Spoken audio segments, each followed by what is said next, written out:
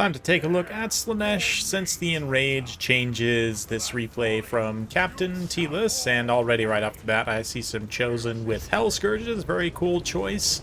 And we're not going to see any of the newly nerfed Bringers of Beguilement. Of course, they lost one of their unique ROR abilities, which was their Rampage on Contact. So hopefully they get something else in the future. I do think Creative Assembly intended to do something else for them, just didn't have time to implement it, so hopefully they get something new in the next patch. There was also a change to... Let me just double check here real quick. The spell... yeah, Pavane of Slaanesh does still cause Rampage. I think there was something in the patch notes that was actually mistakenly saying that Pavane had Rampage removed, so yeah, that's actually incorrect. Pavane does still have Rampage. Didn't get brought here in this particular battle, but I did want to draw your attention to that as well. So Slaanesh didn't completely lose out on all their Rampages. They still have a few, but definitely would be nice to see Bringers of Beguilement get something else. But besides that, Azazel here, we've got the Soul Grinder of Slaanesh and a unit of Chaos Knights as well. Some Devoted Marauders, Chosen, and Chaos Warriors, all with Hell Scourges. Some Hell Scourge, Hell Striders even, and the Regiment of Renowned Spearmen. Devoted Marauders here, Princes of Perfection with their Soporific Musk. These Orc Air boys are going to pour some fire in. Strat game here, the commander of the Greenskins. Got some Orc Air boys for some armor piercing, Swamp Things, and some Stone Trolls as well for some high mass armor piercing. Night Goblins and Orc boys with some Orc Boar Boy Biggins protecting the back. So let's get things rolling here as the Slaanesh forces engage. Captain T-less going to load up his left flank with quite a bit of resources here with the Chosen over on this side. We've got the Soul Grinder and the Knights as well now moving in. So quite a bit of value on this side. The Soul Grinder of Slaanesh, of course, is an anti-large monster. Not insanely expensive, but not super cheap either. Does have Soporific Musk. Not the greatest melee defense, but decent armor and weapon strength with a plus 25 bonus versus large. Will be very good at fighting these Stone Trolls in melee. That said, Slaanesh loading up so heavily on the one side, even not engaging this Devoted Marauder, sort of forces the Greenskins into an odd position where quite a bit of their forces are not engaged. Sort of forced to like wheel around and kind of awkwardly side engage here. But meanwhile, Slaanesh is able to pile in a lot of value. And again, the anti-large of Soul Grinder will do great against these Orc Boar Boy Biggins, even as the Knights take some damage and kind of pull away. Terror starts to kick in, and half health, those Orc Boar Boy Biggins are already routing, which is just fantastic. In spite of the Bad Moon coming in from the Night Goblin War Boss, which is an absolute Chad pick from the strat game here. Yeah, able to cast that anti-large at a distance to provide some extra, but still Terror kicking in for the low leadership Greenskins while also being popped, so some good back and forth so far. But the armor and the melee defense of the Chaos Hell Scourge Marauders plus their poison makes them incredibly tanky, and they'll be able to hold out against this assault for quite some time. They're definitely the anvil of Slaanesh, no question. The hammer, these Knights getting out in space, trying to find those Swamp Things. You can see the Regiment of Renowned Spears also actually disengage, allow the Knights to get a somewhat clean charge in the infantry, and then looks like the Princes of Perfection, are they going to try and wheel up and around perhaps and get into the ranged units here, or get on those Stone Trolls, not sure. Swamp Things, but regardless, yeah, Soporific Musk on a few different options here. I do think, I don't see Slaanesh spawn super often these days. This is maybe one matchup where you could use Slaanesh spawn to fairly good effect, but yeah, right now the Devoted Marauders, the Chosens, their infantry doing a good job of holding out, just grinding through the Orc Boys, another kind of lower tier infantry here.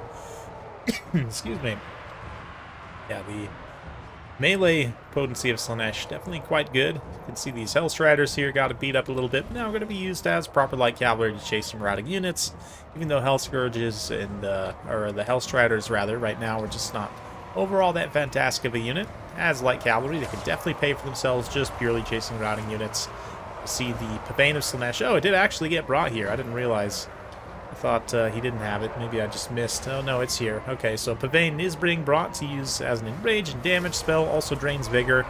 So even though Orc Air Boys aren't the most high value target gold-wise, I mean, tactically, being able to take them out, protect like some of these single entities and other units from that ranged fire, it's quite important, even though they are quote-unquote non-armor piercing. I always like to remind people that Orc Arrow Boys have similar armor piercing damage to a lot of crossbow type units, right? So they actually have fairly decent AP and can definitely shoot armor targets no problem, especially in great numbers as they were brought here.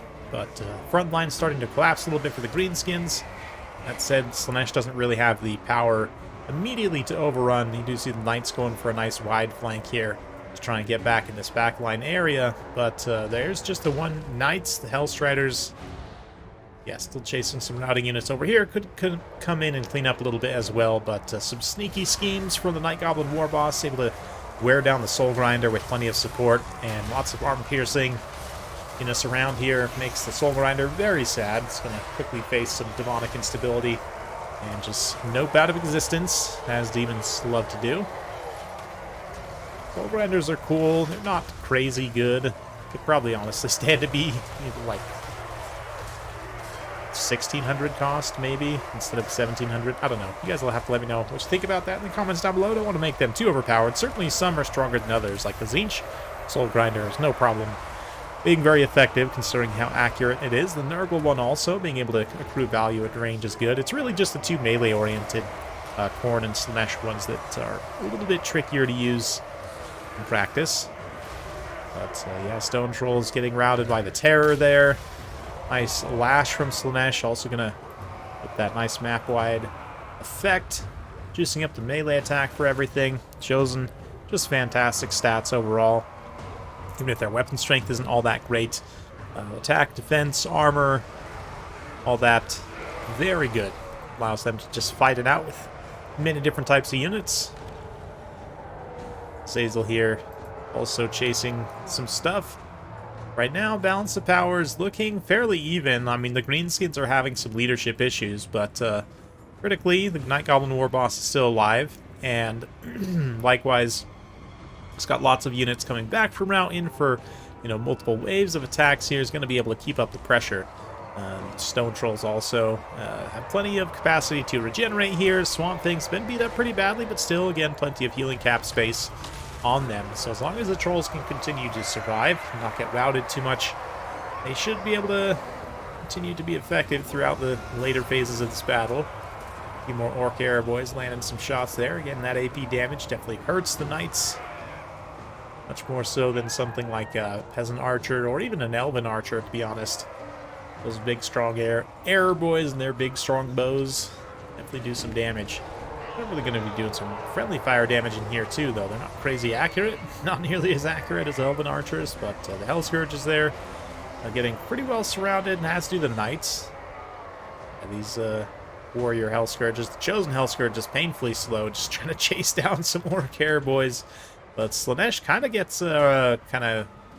surrounded and destroyed there in the center. So we'll continue fast-forwarding as Slaanesh tries to maybe get their troops back together once more. Got the Knights out here with the one unit of Devoted Marauders. Yeah, Greenskins should have no problem absolutely crushing them.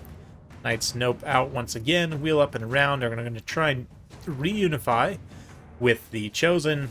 Soul Grinder actually managed to survive. It did not nope out of existence as a demon. Did manage to recover its leadership there and just hold out for a little bit longer, so it's good. Got these warriors here as well, so Slaanesh and the Greenskins both kind of reforming their lines in this late game, getting ready for the final engagement. Definitely anyone's game. One big factor here, though, is that Azazel is a much better duelist than the Night Goblin War Boss, although we've seen how the Night Goblin War Boss can be incredibly effective when used well, especially with his particular ability set. Spite of the Bad Moon, Tormentor Sword, Fermented Fungi, which does have one more charge critically left. I can't tell if this is off of cooldown, but I'd imagine probably he has all three of these abilities available, or will be able to get them available in relatively short order. So let's see how Greenskins are able to respond. I have been seeing more of this guy since the Rampage changes, and I mean, Fermented Fungi, 15-second duration, Rampage guaranteed is quite good. It makes it, I mean, it was already a pretty good ability before, at points even meta back in the past when it lasted a really long time. But these days, I mean, this guy and probably Skarsnik is going to be the more Meta pick. This one actually on foot, not even on squigback, means he doesn't have armor piercing damage. Granted, he is incredibly cheap, but definitely an odd choice for sure. But anyway, Soul Grinder. Warrior's going to countercharge in as the Fascination, or sorry, Pavane of Slaanesh did a bunch of damage to those air boys and kind of force them into a rage. Slaanesh just piles on in. They're going to charge straight through the Greenskins. Knights engaging trolls here. See the Warriors and Chosen following up immediately. We're going to see the Fermented Fungi on the Knights rather than using it on Azazel. Again, I don't know. Probably if you could get contact on Azazel, it would have been better to try and use it on him. But I understand just using it on something here in this final engagement.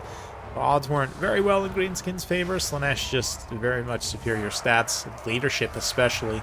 In this late game, with the Soul Grinder still being alive, it's very critical. You have that terror component. The Night Goblin Warboss doesn't have any way to stop that. Immune to Psychology, very telling that the last one alive is this unit of Swamp Things, which is, of course, immune to terror, as they also cause terror. But Slaanesh being considerably less vulnerable to it, is able to hold out. Knights and Chosen doing their thing. It's nice to see the heavily armored kind of Warriors focus build for Slaanesh doing so well with some demon elements. Really just a Soul Grinder, to be honest, but fun build overall from Tealess. Definitely was effective. Soul Grinder does pay for itself, which is nice to see. Knights do as well. Yeah, the Warriors also prove reasonably effective, as do the Chosen. Also, yeah, 13,000 damage dealt for just a kind of defensive infantry, and it's actually really good, to be honest. Able to just grind through a lot of stuff, no problem. And then, yeah, the Hellscourge Marauders also on the flanks did a decent job as well. Decent build overall for Tealess. It's got a lot of what you need to contend against the Greenskins. For them, for strat game here, some bright spots for sure. Some of the trolls and the Orc Boy Biggins were able to perform fairly well. It's just didn't really have a great answer to Azazel himself, which is definitely something you've got to watch out for. Slaanesh in general has pretty good duelist characters between Sigvald, Azazel. You know, there's a big scary monster, which is less likely given Greenskins' Daka. There's some risk of it, but just in general, I would say you're likely to see either Azazel or Sigvald in this matchup. Either one, you're going to need good duelist tools to try and kill, so definitely something to consider. I mean, not that these two... the Night Goblin Shaman is useless in single entity combat, basically. But the Night Goblin Warboss can be okay. But again, somebody like Skarsnik just has that little bit of extra HP, a little bit of extra stopping power. Does not have the Tormentor Sword, but does have some other upside as well. Has some anti-large, which isn't really applicable against Azazel or Sigvald, but I don't know. As far as duelists go for the Greenskins, like, Grimgore's a decent duelist, but I don't think he can necessarily stand up to those two Slaanesh characters. Perhaps, if you get good RNG or good engagement. I don't know. You guys let me think your thoughts in the comments down below. Hopefully you enjoyed. If you like this sort of content, be sure to like, subscribe, hit that bell notification. Every time I upload a new video, you'll be notified. Thanks again. We'll see you next time.